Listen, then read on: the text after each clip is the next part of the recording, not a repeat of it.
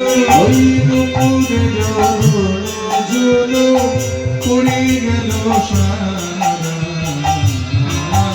নাগর চমকি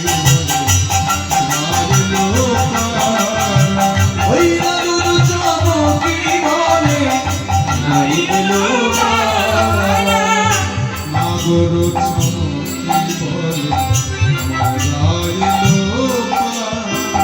ওই নাগর চমকি বলে নাই এলো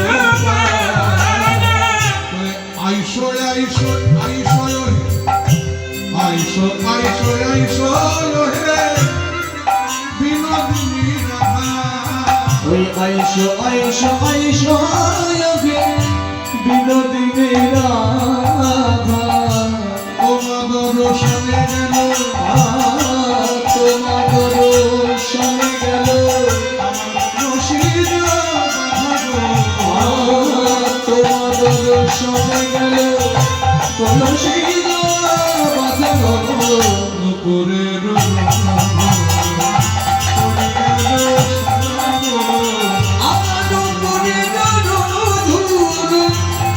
গেল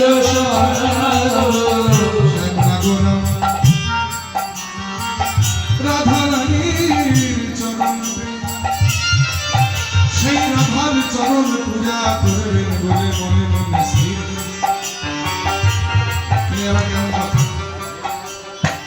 জগৎগুরু গোবিন্দ হঠাৎ রাধার চরণ কেন পূজা করতে যান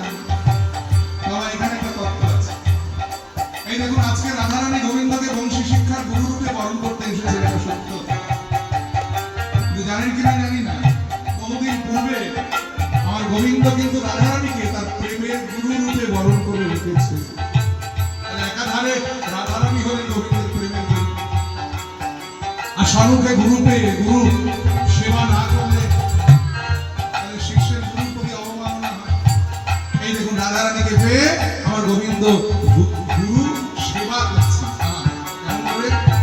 রাধার চরণ পূজা করছে রাধার চরণ দুটি জড়ায় ধরে বলছেন রাধে গো তুমি আমার প্রেমের গুরু শিখাইছি রাধে গো তোমার কাছে প্রেম শিখে আমার জন্ম করেছি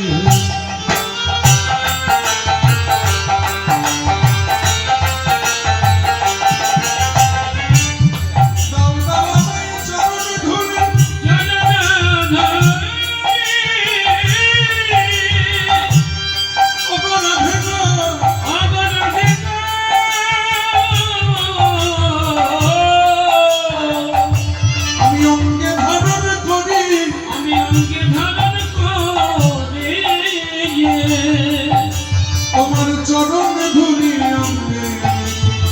আমার জনম সফল